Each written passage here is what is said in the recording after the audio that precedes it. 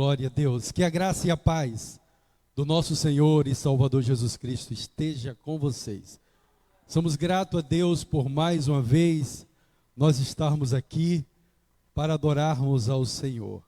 Sou grato a Deus pela sua vida, que também tem estado conosco, compartilhando da palavra de Deus com muitas pessoas.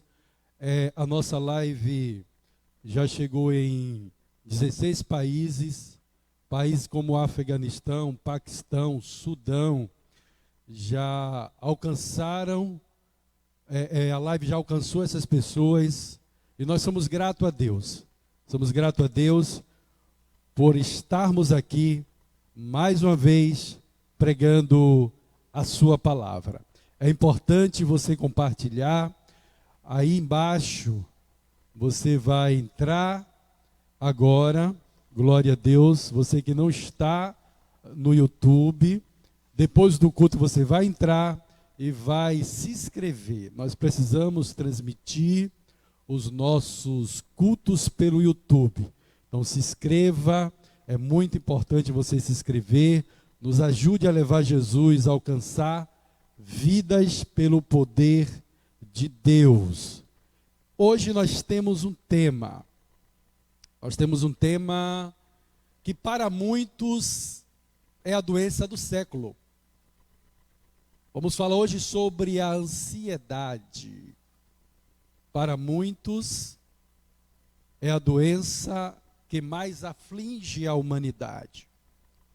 Mas eu quero lhe dizer que desde o Gênesis ao livro de Apocalipse, os homens de Deus já tratavam deste mal.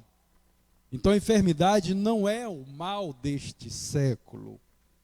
A ansiedade, ela pode estar de uma forma mais contundente pelo modelo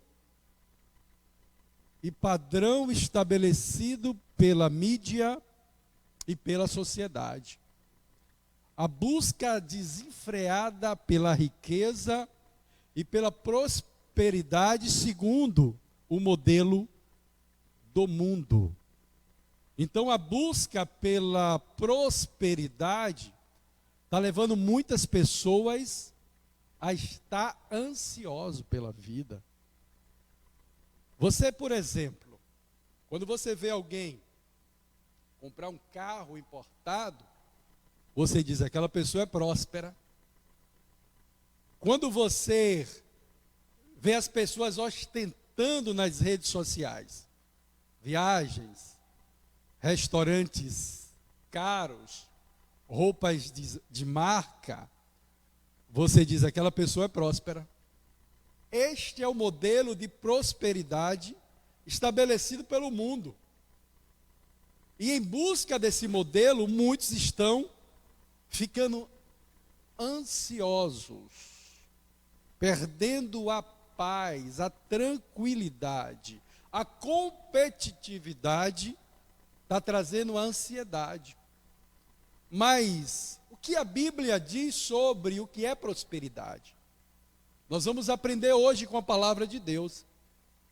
A palavra de Deus, ela diz que a prosperidade é a ausência de necessidade. Prosperidade na Bíblia é a ausência de necessidade.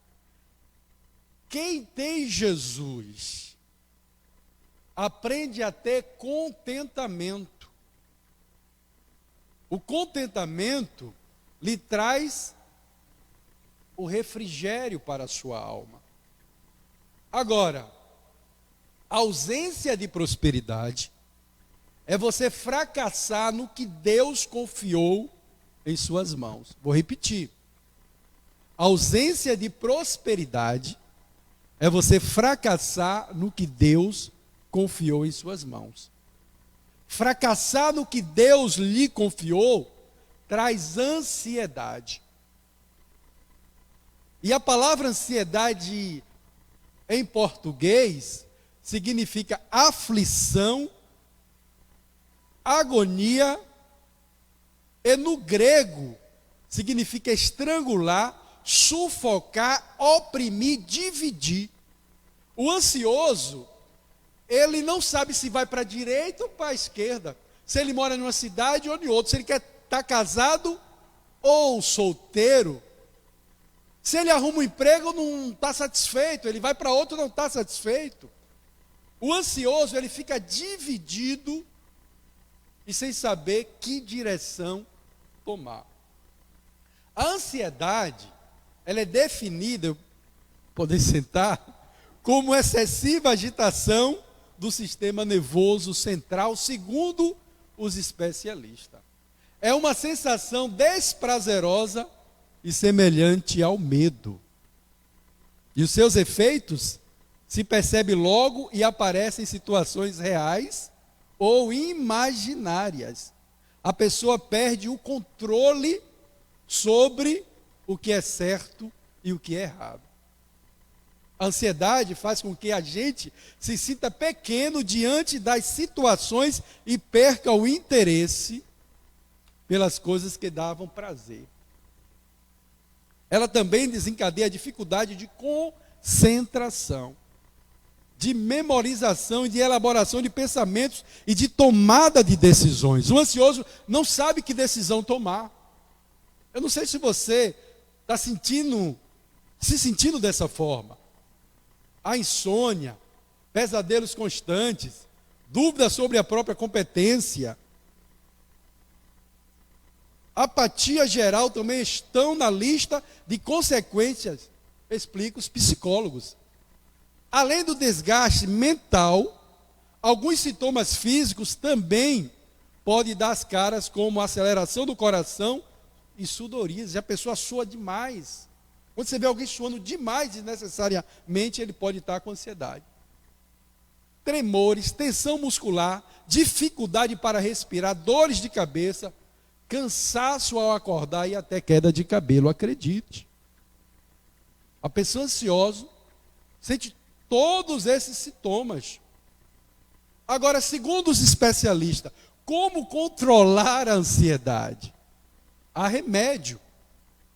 E também algumas mudanças de hábitos simples do seu dia a dia pode lhe ajudar a você ter um controle sobre a ansiedade. Nós vamos falar segundo os especialistas. Para isso, Deus deu sabedoria ao ser humano para estudar. Então, estabelecer uma rotina é importante para driblar a ansiedade. Por isso, determine horário. Primeiro, de ter o seu devocional com Deus. Eu vou te dar um exemplo. Se você acorda às 7, fica das 7 às 7h15 conversando com Deus em oração, ali mesmo na tua cama, ou dobra o teu joelho. Depois tira mais 15 minutos para ler a palavra, ouvir Deus falar com você. Isso vai trazer uma calmaria à sua alma, vai te fazer tão bem. Então, horário de acordar, horário de trabalhar, fazer atividade física, se alimentar de forma adequada, vai te fazer bem. Muitas vezes, na ânsia de ser produtivo e não se sentir ocioso, você acumula muitas coisas, muitas tarefas. E isso gera uma confusão mental e psicológica. E quando você não consegue fazer tudo aquilo que você tinha que fazer, você se cobra. E você tem aquela sensação que você não produziu. Então pega uma agenda, anota o que você tem que fazer durante o dia e não esqueça, seja qual for a tarefa, a cada 1, 2 horas, tira de 5 a 10 minutos primeiro para pensar em Deus e depois para pensar em você. Meditar, nós temos o exemplo, Jesus sempre ia meditar.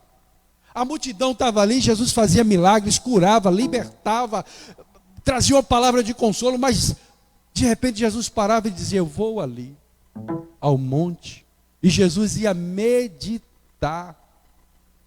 Meditar sobre a sua vida, sobre os seus projetos, sobre os seus sonhos, o que é que você tem que fazer, melhorar, e meditar na palavra de Deus.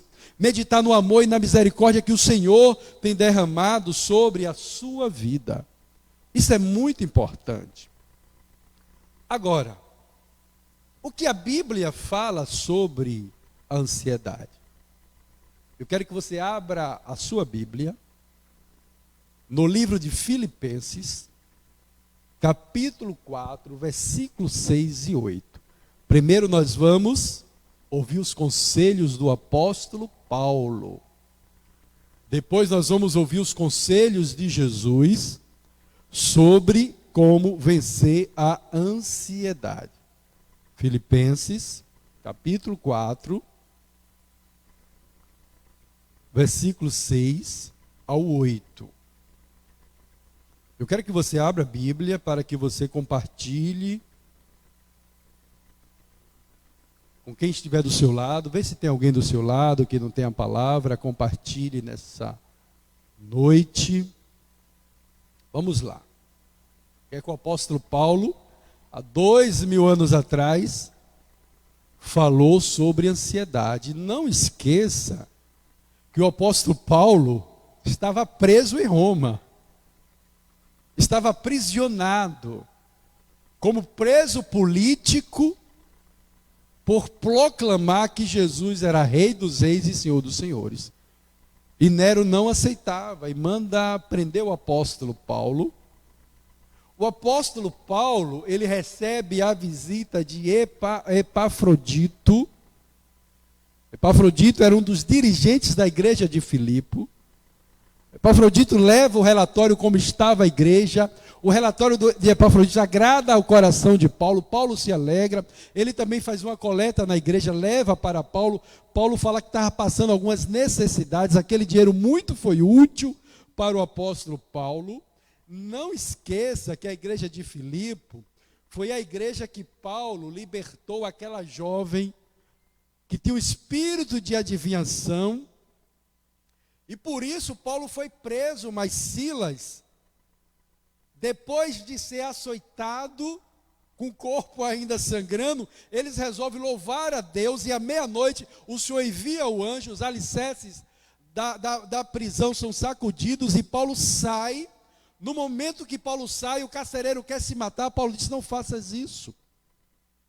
Crê no Senhor Jesus Cristo, e será salvo tu e a tua casa. Paulo inaugurou essa igreja. E agora Paulo começa a dar conselhos, escreve o livro para a igreja de Filipe. E Paulo preso, ele tinha motivo para estar ansioso.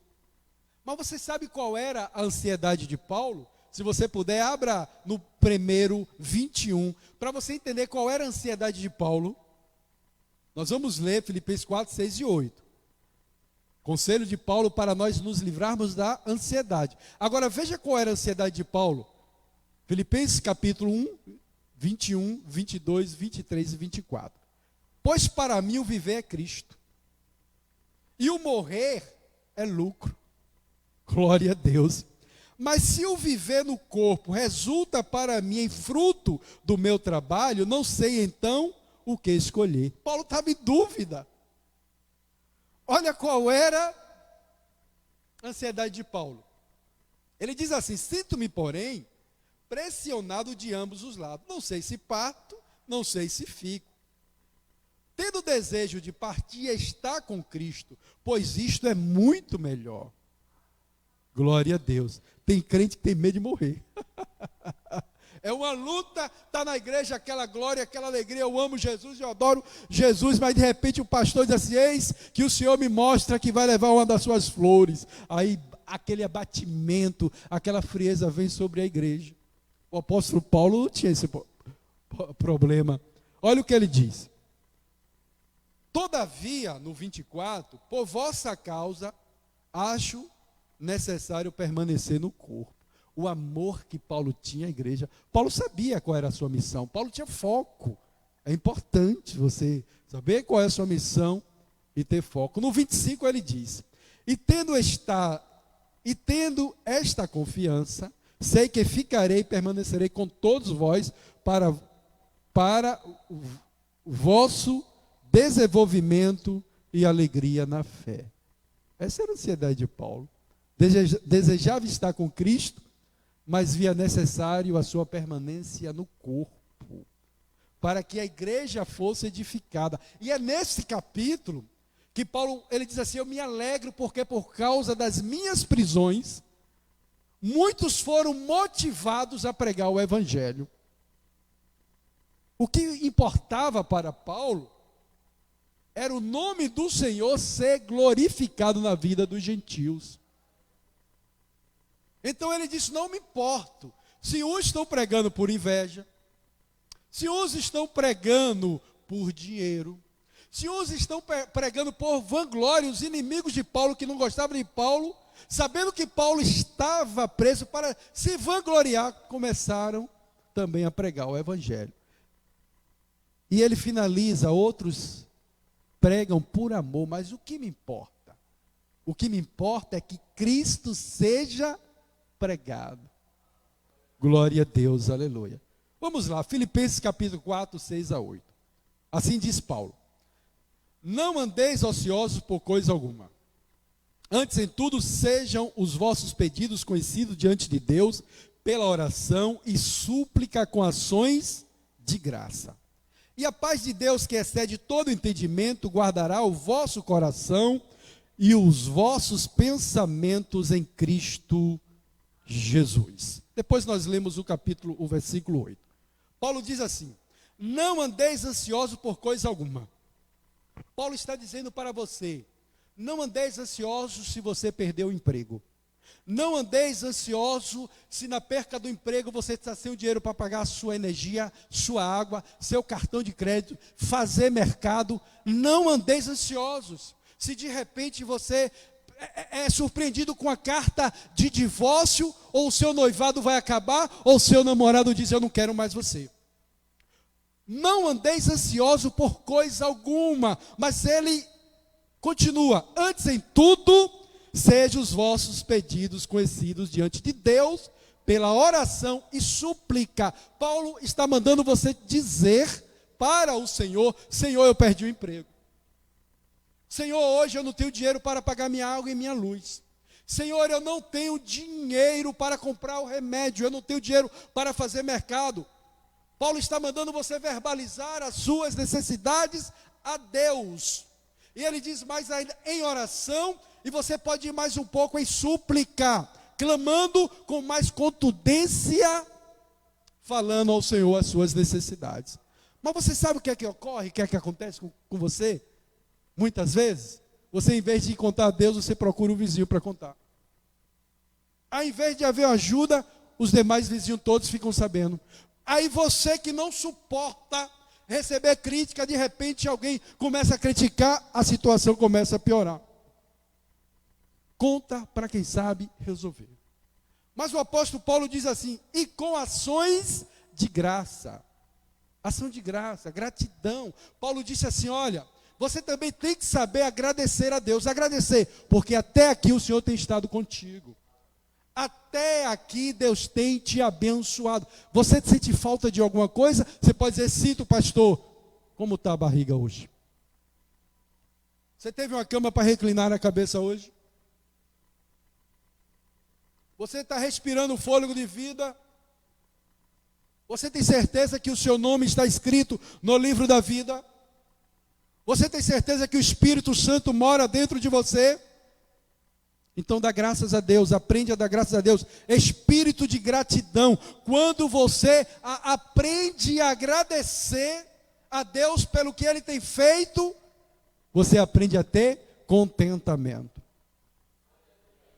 Mas Paulo diz: e a paz de Deus, que excede todo entendimento, guardará o vosso coração e os vossos pensamentos em Cristo Jesus. O verbo guardará tem um sentido de sentinela. Sentinela, como diz a palavra: se o Senhor não guardar a cidade, em vão vigia a sentinela. E esse verbo quer dizer guarda armado. Guardará o vosso coração e o vosso pensamento. O Senhor enviará o teu anjo para que te guarde na entrada dos teus pensamentos. O Senhor envia um guarda para que, quando a ansiedade vier, o guarda dizer: aqui você não entra. Quando o medo vier, o guarda dizer: aqui você não entra. Para isso, você tem que botar em prática o versículo de número 6. Não andeis ansiosos por coisa alguma, antes em tudo seja os vossos pedidos conhecidos diante de Deus, pela oração, súplica com ação de graça. Agora ele diz assim: e a paz de Deus ouça isso aqui, tem a paz de Deus e a paz com Deus. Paulo, nesse texto, está falando da paz de Deus. Paz com Deus não é um sentimento, mas um estado. Exemplo: antes de conhecermos a Cristo, estávamos em guerra com Deus, insubmissos, rebeldes, adorando a deuses que não são deuses. Nós andávamos pelo nosso próprio caminho, mas pela fé em Jesus Cristo foi declarado a paz com Deus. Não é questão de sentimento. Você pode estar angustiado, em conflito interno e ter paz com Deus. Já a paz de Deus é um sentimento, é uma sensação de tranquilidade e descanso que recebemos quando nós colocamos tudo no altar do Senhor através da oração. Quem tem o hábito de orar sabe o que é isso. Olha o guarda. Não é que nós, cristãos ou crentes, que amamos a Deus, que confiamos a Deus, não passamos momentos de ansiedade. É porque quando ela vem e bate a nossa porta, quando nós vamos para a oração, e nós levantamos da oração, nós levantamos leve, confiante, que o Senhor vai nos ajudar. Você tem que ter essa confiança. Você não pode se desesperar. Agora, o que Jesus ele fala sobre ansiedade? Saiba que Jesus vivia constantemente sobre pressão. Escute. Jesus, ao ser gerado na barriga de Maria, Maria vai contar a José. O que é que José faz? Rejeita. Você que é mãe sabe que no útero a criança já sente os sentimentos dos seus pais. Jesus, já próximo de nascer, Maria e José não achavam local para Jesus nascer. E aquela angústia vai para um lugar, vai para outro. Jesus já sentia. Jesus no ventre já vivia sobre pressão. Jesus ainda criança teve que fugir às pressas para o Egito para não ser morto pelo rei Herodes. Jesus, quando volta, foi necessário morar em uma cidade que não estava nos planos do seu pai, por causa ainda da perseguição. Após o batismo, Jesus vai para o deserto e durante 40 dias vive sob pressão de Satanás. Ao voltar para Nazaré, para casa, o texto diz que Jesus entra na sinagoga, abre o rolo do livro do profeta Isaías e diz: hoje se cumpriu isso aqui. O Espírito de Deus está sobre mim, pois me ungiu para proclamar libertação aos cativos. Imediatamente os seus amigos de infância pegam Jesus, levam ao monte do precipício para jogar Jesus abaixo. Quando Jesus expulsava os demônios, ele dizia: é porque tem príncipe dos demônios. Quando Jesus trazia uma palavra do Pai com ousadia, eles diziam: é mentiroso. Jesus vivia sempre sobre pressão. Mas Jesus, ele venceu. João capítulo 8, 12 e 14. Olha o que Jesus fala: eu sou a luz do mundo. Quem me segue não andará em trevas, mas terá a luz da vida.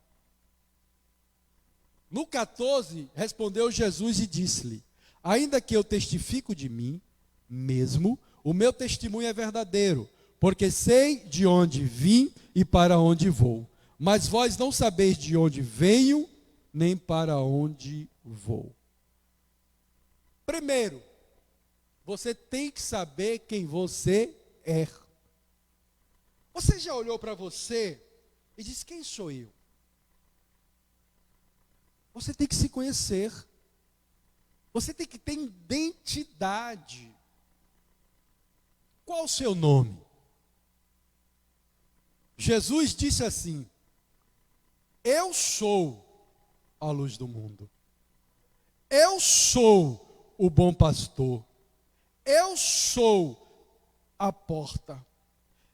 Eu sou o caminho, a verdade e a vida. E você? Quem você é? A Bíblia nos diz que quando Deus chama Abrão, Deus fala: agora você vai ser Abraão, pai de nações. Para a mulher de Abraão, Deus diz: você não se chamará mais Sarai, mas Sara. Para Jacó, enganador, usurpador, Deus falou: você agora vai ser Israel, o homem que lutou com Deus. Para Simão, aquele que ouve e não toma uma decisão coerente, Deus falou: agora você vai ser Pedro, pedra, rocha. E para Saulo, Deus falou: você vai ser Paulo. Quando Deus muda o nome de alguém, Ele está preparando para uma missão. Agora escute isso aqui. Aí você vai falar: mas eu até penso em mudar o meu nome.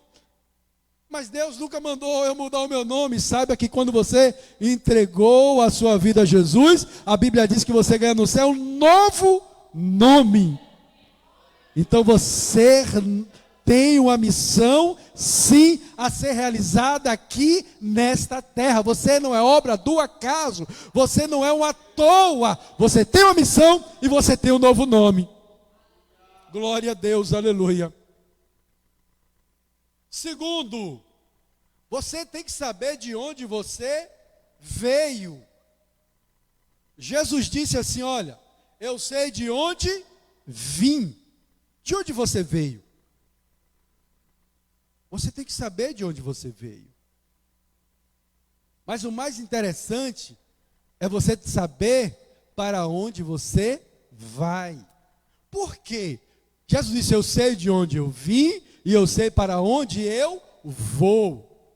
Não turbe o vosso coração, credes em Deus, crede também em mim. Na casa do meu pai há muita morada, e quando eu for, vou vos preparar-vos lugar. Saber para onde você vai lhe traz refrigério, lhe traz calmaria. Você passa a entender que tudo aqui é transitório. Como Jesus disse: tem de bom ânimo, porque eu já venci. Então, quando você sabe para onde você vai, o desemprego está aí, Jesus já venceu.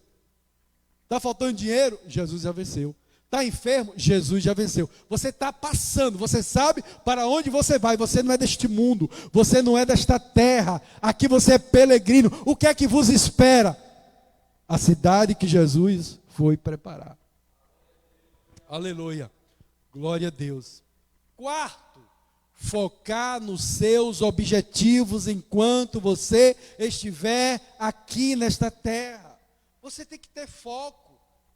Tire o foco das críticas, foque no que Deus tem para você. Tem pessoas que estão presas no passado e outras estão presas no futuro. Viva o presente, viva o hoje. O amanhã pertence a Deus. Nós não estamos expostos ao destino cruel, nem entregue ao acaso. Pelo contrário, está escrito que Ele, por amor do seu nome, nos guiará pela vereda da justiça. Salmo 23, 3. Quando Ruth procurou ansiosamente um campo de cereal maduro para poder sobreviver com sua sogra, a Noemi, Está escrito por casualidade, ela entrou na parte que pertencia a Boaz, Ruth 2:3. Isso foi mero acaso? Ou foi o Senhor que dirigiu? Quando Ruth voltou para sua sogra Noemi com bastante cevada, ele contou. Será que ela disse, que coincidência? Não. Ela sabia muito bem que isso foi o cuidado de Deus por elas e se regozijou dizendo, bendito seja o Senhor, que ainda não tem deixado a sua benevolência, nem para com os vivos, nem para com os mortos. Você conhece a história de Ruth e de Noemi? Noemi vai morar em Moabe com 2 filhos e o esposo. Lá morrem os 2 filhos e o esposo. E ela volta sem terra, sem casa e sem dinheiro. Mas o Senhor não a abandonou. O Senhor restituiu. Glória a Deus, aleluia. Louvado seja o nome do Senhor Jesus. Lucas, no capítulo 12, 22, a seguir, dirigiu-se Jesus a seus discípulos, dizendo, por isso eu vos advirto, não andeis ansioso pela vossa vida. Glória a Deus. Qual de vós, por ansioso que esteja, pode acrescentar um côvado, ao menos à sua vida? Um côvado era uma medida que ia do cotovelo ao dedo maior. 45 centímetros a meio metro. Qual de vocês pode acrescentar meio metro à vida de vocês? Qual de vocês tem essa competência? A ansiedade faz isso? Então é o que Jesus está dizendo. Qual de vós? Então não andeis ansioso. Confia em Deus. Nesse sentido, a ansiedade, ela geralmente tem 2 origens: passado e futuro. A ansiedade por causa de coisas que aconteceram durante a vida causa mais lembranças. Lamentações 3:21. Jeremias sofreu muito quando ele lembrava de Jerusalém. E nós temos como exemplo Saulo, que se transformou em Paulo. Imagina se Paulo ficasse lembrando do seu passado, com tanto sangue derramado nas suas mãos. Um homem que matava as próprias ovelhas de Jesus, que perseguia e levava aos tribunais e à prisão. Foi necessário Jesus, um determinado dia no caminho de Damasco, se colocar na frente deles. Basta. Saulo, Saulo, por que tu me persegues? Quem é, Senhor? Eu sou Jesus, a quem tu me persegues. E de perseguidor ele passa a ser perseguido por causa do Evangelho. Mas ele diz, prossigo pelas coisas que na frente estão, e esqueço das que para trás ficaram. Esqueça o teu passado, se desprende do teu passado. E olha para as coisas que estão à frente, como o apóstolo Paulo fez. Glória a Deus, aleluia. O tempo não pertence a nós, não conseguimos mudar a ordem natural, mas podemos cuidar de nosso coração e mente. Cuida do teu coração e cuida da tua mente, porque o Senhor envia um anjo para guardar o teu coração e a tua mente. Preocupação gerada por sentimentos. Muita gente está ansiosa porque perdeu o namorado, outros porque não achou um namorado. Muita gente está sem dormir, uns fica sem comer, outros já comem demais, engorda. Coloca tudo na mão do Senhor, Ele tem cuidado de ti. Você acredita nisso? Lucas 12, 26, Jesus disse, se portanto não podes fazer quantas coisas minam, por que andais ansioso pelas outras? Não deixe as emoções dominar a tua vida. Nem sempre entendemos os porquês, né? Você já viu aquele ditado que muita gente diz assim, quem eu gosto não gosta de mim, e quem gosta de mim, eu não gosto. E nisso muita gente está ficando perdidamente ansioso. Mas chegou a hora do Senhor Jesus assumir todas as nossas preocupações. Por isso Pedro diz: lançando sobre ele toda a vossa ansiedade, porque ele tem cuidado de vós. 1 Pedro 5,7. Somente quando lançamos todas as nossas ansiedades sobre o Eterno, ele também cuida de nós. Mas se arrastarmos as nossas ansiedades junto conosco, então nós mesmos criamos muita aflição, muito sofrimento e muita inquietação. Aprende a confiar em Deus. Eu ainda jovem,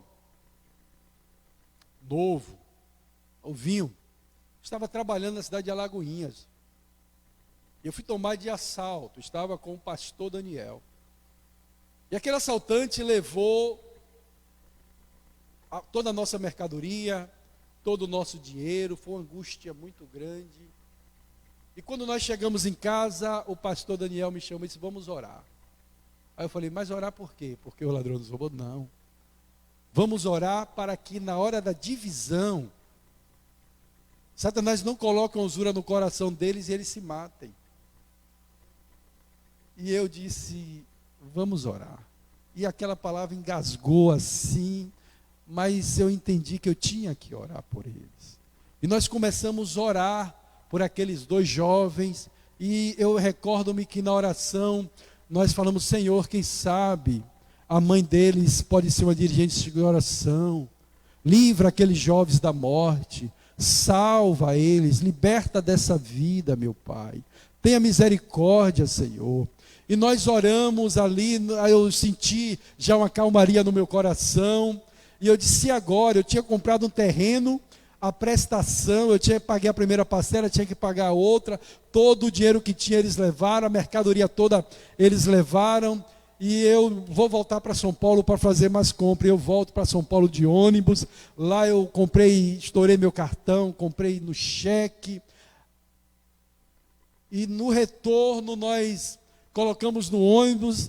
Naquela época nós viajávamos de ônibus, e quando a gente chega em Entre Rios, quando eu vou abrir a mala, roubaram. Mais uma vez, a mercadoria. Eu disse: meu Deus. E era um dia de sexta-feira pela manhã, e eu orei, disse: Senhor, está nas tuas mãos. Fui para a igreja. Nós tínhamos um hábito naquela época, que reservava 20 minutos antes de terminar o culto, e naqueles 20 minutos nós recitávamos um versículo bíblico de cor, para que os irmãos aprendessem a Bíblia, e nós fazíamos os nossos pedidos de oração. E naquele culto era o pastor José Bispo que estava dirigindo, e eu recitei o Salmo 23, o Senhor é o meu pastor, nada me faltará. E aí eu relato a história: fui assaltado a primeira, fui assaltado a segunda. E aí o pastor olhou para mim e disse: mas você conta assim, nessa calmaria, nessa tranquilidade? Aí eu disse: mas eu já entreguei na mão do Senhor, eu já confiei no Senhor, o que é que eu tenho que fazer agora? Confiar que Ele é poderoso para fazer alguma coisa. E eu disse ali: mas há um mistério nisso aí. Foi 2 batalhas perdidas, Satanás me deu 2 derrotas em seguidas. Eu disse: tem um mistério, alguma coisa de Deus aí no mundo espiritual está acontecendo. Eu não vou murmurar, eu não vou ficar angustiado, eu vou confiar em Deus. E fui orar, não tinha mais dinheiro, não tinha mais o que fazer. Para finalizarmos, queridos, 4 meses depois, o Senhor me deu dinheiro para comprar meu primeiro carro. No mesmo dia, o Senhor me deu um carro, e deu um carro ao pastor Daniel. 4 meses depois, eu estava com o terreno quitado e iniciei a minha casa aqui na rua Rui Barbosa, na cidade de Entre Rios. Então aprende a orar e a confiar em Deus. Se você puder, fique de pé. Vamos orar por você agora. Aleluia, glória a Jesus. Coloca a mão no seu coração. Pai de amor e de bondade, eu venho pedir a Ti, Senhor, que Tu entre agora, ó Deus, nesta vida de forma poderosa, de forma milagrosa. que no nome de Jesus Cristo, teu Filho, tu arranque toda ansiedade. Ó Deus, que o teu Espírito Santo faça morada, Senhor. E que esta pessoa receba um refrigério para a sua alma, uma tranquilidade.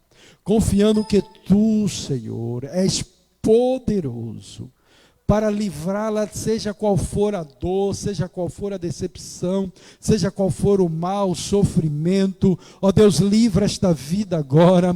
Ó, enche ela do teu Espírito Santo, da tua glória, do teu poder. Dai a ela um espírito de ousadia, Senhor.